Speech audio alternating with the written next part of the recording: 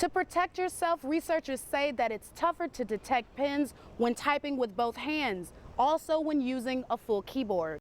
Today, this is a field of dirt and rocks, but next spring, these 22 acres will become Empire Farmstead Brewery, where bottles, cans, and kegs of Empire beer will be produced for the first time.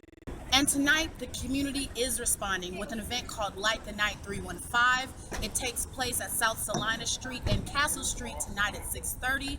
I'll be there. This little guy is a walleye. Today, thousands of its kind were introduced to the middle of the lake to increase their protection from bigger fish. But they still have a long journey ahead of them. Today, Broughton never leaves her house without spraying herself down with mosquito repellent, even if she's just taking a walk to her mailbox. Like I tell kids, you got school, work, jail, or the grave.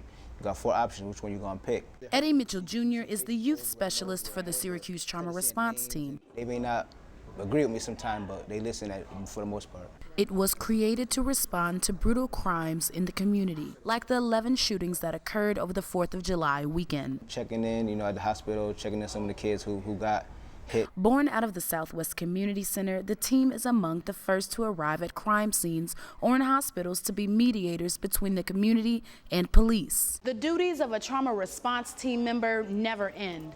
They are summoned to the scenes of violent crimes whenever and wherever they occur.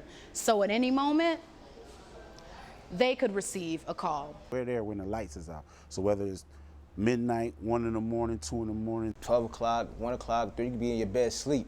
But this tough job has its rewards. Mitchell is also the co-creator of the mentoring and leadership program, Team Angel. It stands for Avoid Negative Garbage, Enjoy Life. A lot of kids come to me and say, yo, Ed, you helped me, thank you for helping me. Without you, I wouldn't be doing what I'm doing now. But that makes me realize, like, I did help a kid. Mitchell wants to see the youth stop the violence. And watching kids get killed and watch kids get killed in front of me and like next to me, it was time for me to change, like try to help kids out so they won't lose many friends that I lost in growing up in my life. I'm Danielle Reed in Syracuse. Jennifer DeFeo was sentenced to 5 to 15 years in prison for aggravated vehicular assault and 3.5 additional years for assault on Friday. I have no memory of that drive. I was parking my vehicle. Last summer, DeFeo hit a pedestrian and pickup truck going 86 miles an hour. She injured a total of 4 people and was on prescription drugs. According to the toxicology report, DeFeo was on tramadol, Adderall, bupropion, and Aleve. And Assistant District Attorney Romana Lavalas says the bupropion could have heightened the effects of the 2 controlled substances that were already in her system. If you are impaired and you are operating a motor vehicle and you're impaired by any extent, you are subject to criminal liability here, and that's exactly what happened here. Lavalas explained that the law does not distinguish between illegal and prescription drugs, but DeFeo's lawyer, Kevin O'Brien, believes the judge made a mistake. She had no idea she'd done anything wrong. These were prescribed medicines within the limits, and the testimony in all doctors, like I said, would suggest that you can drive. O'Brien says his client may have had a seizure, but prosecutors say it was DeFeo's responsibility not to drive if she was suffering side effects. One of the victims still lives in pain. Constant. Every day, every moment of every day. Deborah Nichols drives past the crash scene on her way to work every day. There's not too many moments that I actually think, oh, I don't hurt right now. Nichols says that she's thankful to be alive. I'm Danielle Reed in Syracuse, Time Warner Cable News.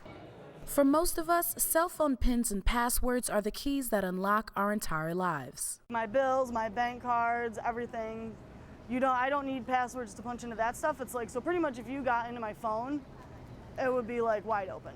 Which is why a new research paper could change the way you unlock your smartphone. Because we know where the keyboard is on the phone, then we can see where it's going, and then we use some mathematical techniques to decipher the pin.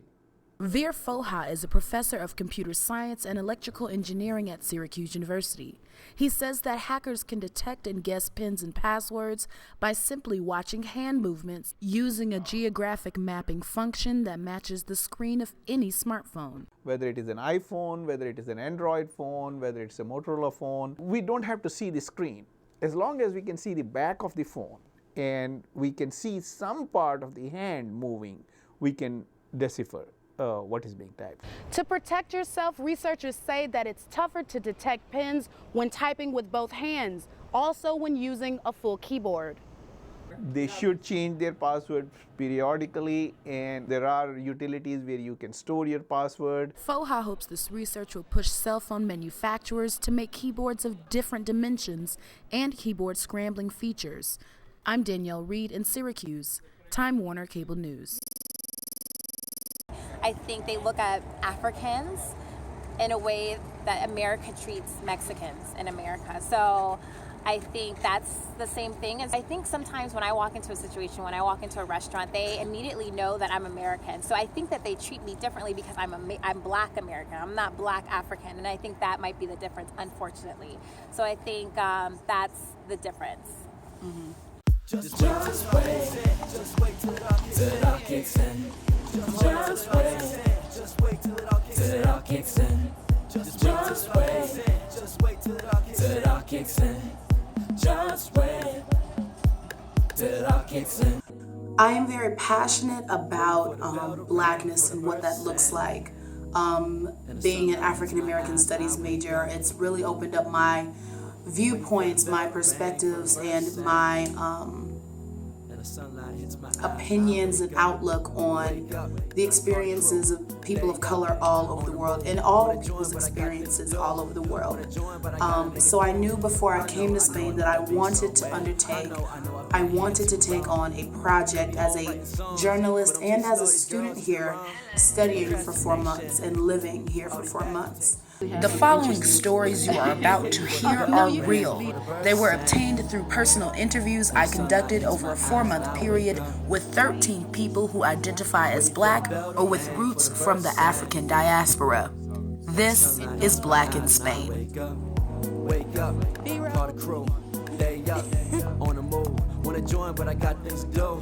Wanna join, but I gotta make it through. I know, I gotta